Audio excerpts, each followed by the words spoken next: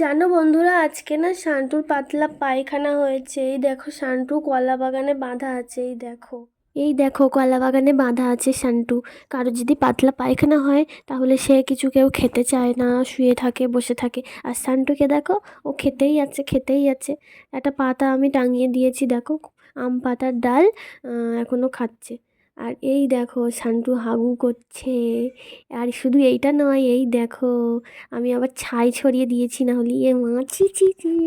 দেখো তোমরা শুধু, আমি আবার উপরে ছাই ছড়িয়ে দিয়েছি, দেখতে কেমন বাজে লাগছিল বলে। দেখো কত হাগু করে ভর্তি করে দিয়েছে ও। সকালে মা রান্না করার সময় বালতি থেকে চাল বার করেছে, চালের বালতিটা লক করতে মনে ছিল না, আর শান্টু ছাড়া ছিল, সেই সুযোগে ও চাল খেয়ে নিয়েছে। আর এখন দেখো ওর পাতলা পায়খানা হয়েছে। বেচারা, দেখলেও কেমন মায়া লাগে।